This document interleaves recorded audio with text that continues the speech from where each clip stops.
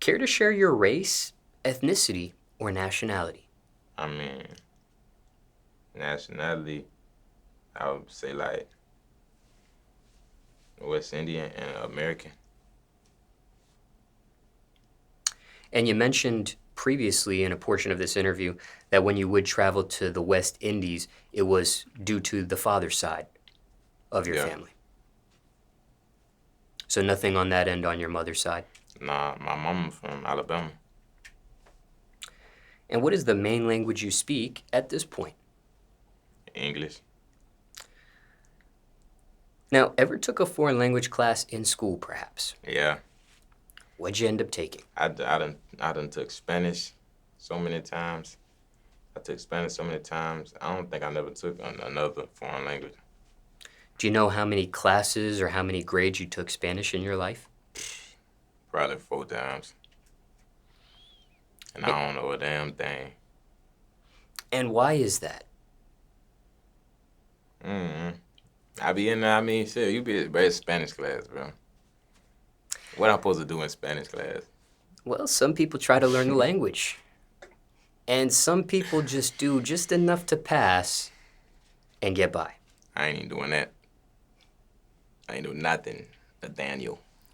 So this was a class you may have failed in the past. Yeah, I failed it. But the crazy thing about it was the Spanish teacher, she actually liked me because it was like a lot of stuff that, like, I knew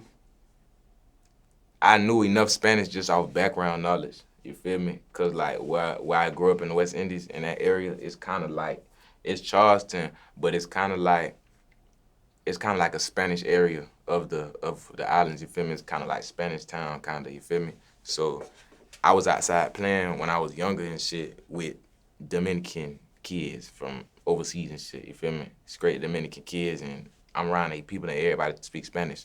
And everybody blasting Spanish music and shit like that. So I became familiar with that type of stuff. And even though you were familiar with some of it already, that didn't make things easier for you in that class? No, because it didn't make it easier in the class because I don't do nothing that I don't want to do, and I didn't want to learn it. I was in there hanging out. Shit, I'm working all day. I'm in that bed. I'm ready to take a break. Was this a requirement at your school back then, a foreign Um, language class, or was it an elective? it might have been, but I never finished the high school to know. So And what was the reason why you never finished high school? I went to jail. I mean, well, I had got kicked out of like regular high school, and I had to go to like a alternative type of school. But well, I mean, they was trying to tell me like I could either go to like the alternative school or I could go to like a drop back in type school where you only go for these certain hours and shit like that. So I like fuck it, let me go to the drop in school. Went over there and I was doing the little classes on the computer and shit like that. And then it came to a point where I damn near said like fuck that too. And then I was just hanging in between that time. I went to jail. So I hadn't yet graduated. So I just went ahead and got my GED while I was locked up.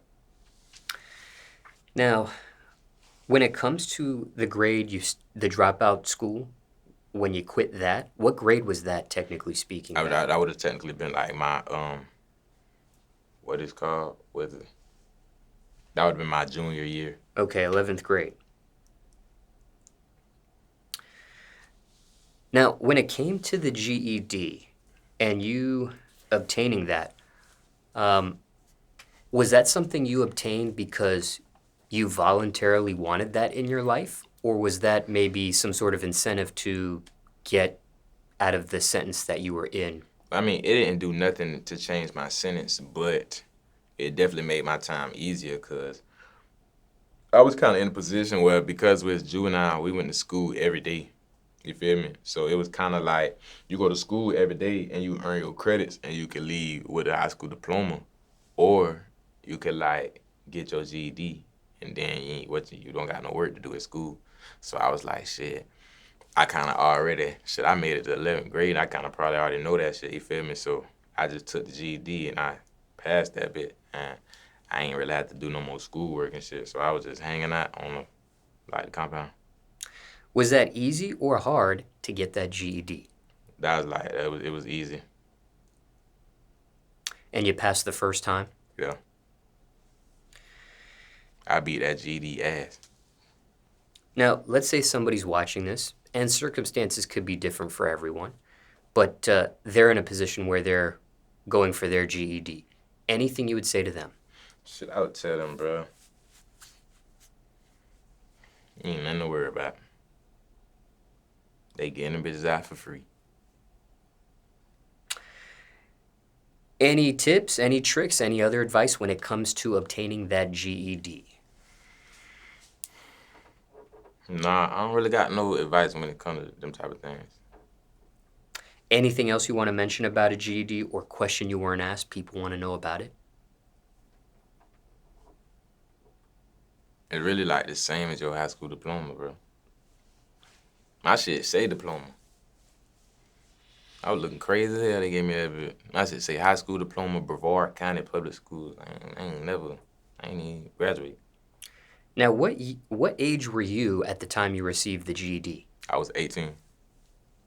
Now, if you would have never went the jail scenario or the GED route, let's say you just stayed in school, what age would you have been if you would have graduated staying in school?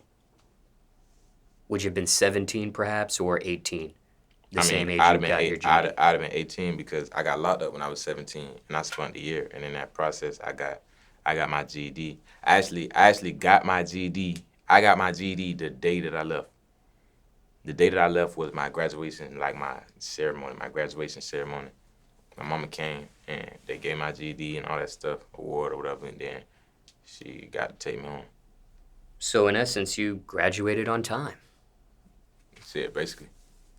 And the reason for that question is because sometimes when people do make the decision to drop out and end up getting the GED, sometimes they actually get the GED maybe a little bit faster than if they would have stayed in school and got the diploma.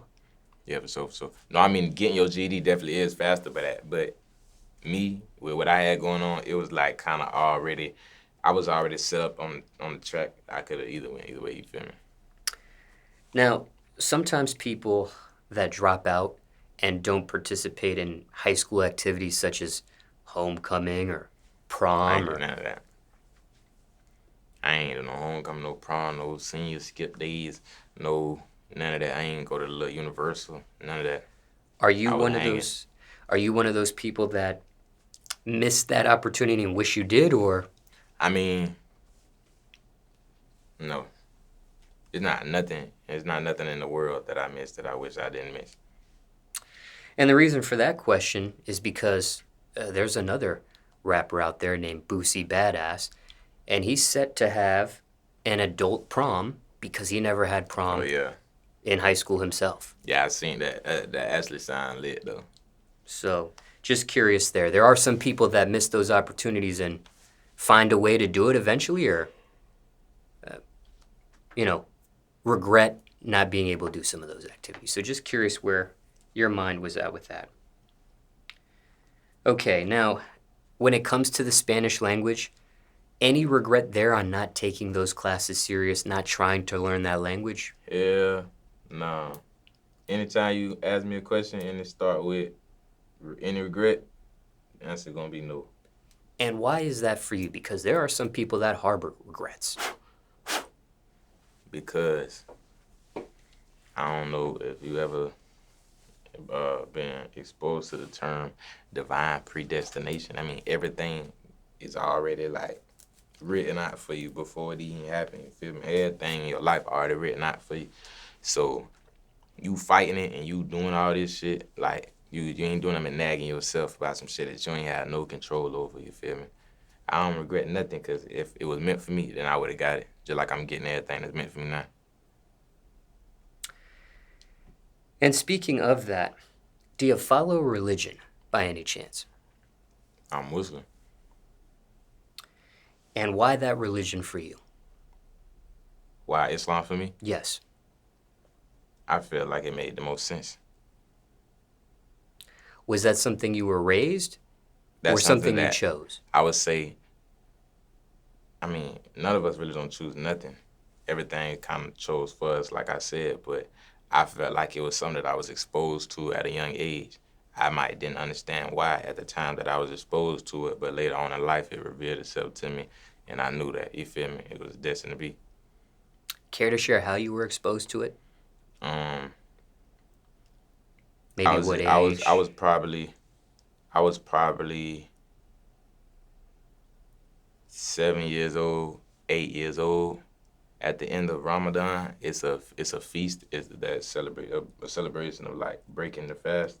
It's called Eid al-Fitr, and it's basically like everybody might link up at the masjid. They might have like a big feast and stuff like that. I was invited to one when I was 8 years old, and I already had like Islam was already within my family circulating and stuff like that, and within like the people that we associated with.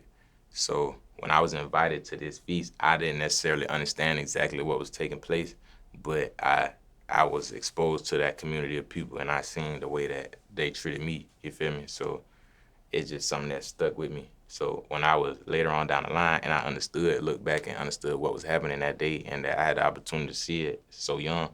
You feel me? I know that it was just what it is. And then at what point do you hone in on it? Because as you mentioned, you didn't. Maybe around that, maybe like 8 years after that, maybe around the time that I was like 16. And then I want to say, I professed my shahada when I was 17. What do you think it was at 16 that got you to explore it further? I don't know. I don't feel like personally, this is what I used to tell people, right? And like for me to be my age 22, I done got so in depth with this. I done got so suited that like I had older people in prison coming to me, you feel me? I had older people in my dorm in prison asking me to lead the prayers in Arabic and stuff like that. You feel me? Like, so, um, damn, what your question was? Wondering what led you to explore it further at Okay. 16. So yeah, so I had older people coming to me and stuff, cause I done grew like a new philosophy when it comes to like religion in my head. I came to a point where I realized rather than me tell somebody that Islam is right and that I chose it because it's right, or that they should look at it because it's right, instead of doing that, I give everybody a chance to see why everything else is wrong, and they get a process of elimination. You feel me? It's much easier for you to understand that what you believe is wrong, and then you look and you see what I believe is right, rather than me think. Because if you don't believe it wholeheartedly, then you're not gonna take nothing from it. Because you always gonna be holding on to that what if about this. You gotta know that all that shit wrong. You gotta know that what you're doing is right. What prison were you stationed at the time when people would ask you to lead these Um, prayers? I was at multiple prisons. But the prison that I would say I had the most, the prison that I would say I had what would I say? The prison I say I had the most like, Leadership, for lack of a better I don't phrase? like to say leadership. You feel me? I would like influence. Okay. The prison that I say I would have the most influence on the Ummah, which would be our community of Muslims. I would say CFRC, Central Florida Reception Center in Orlando, Florida, or Hamilton, Hamilton, um, Hamilton Short Sentence Correctional in Jasper, Florida. I was also at Lake Butler, Florida.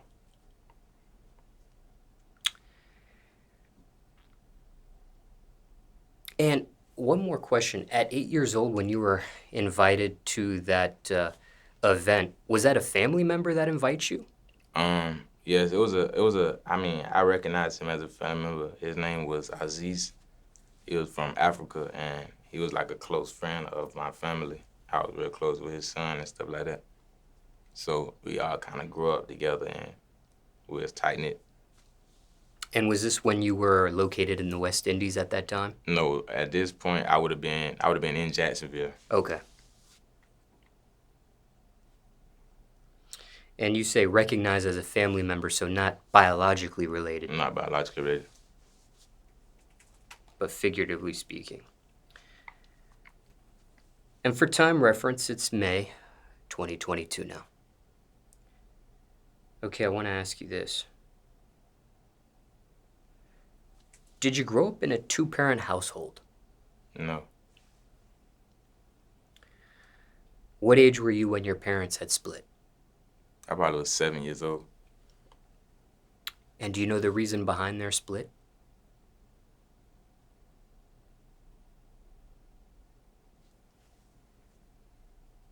You want to know what's crazy?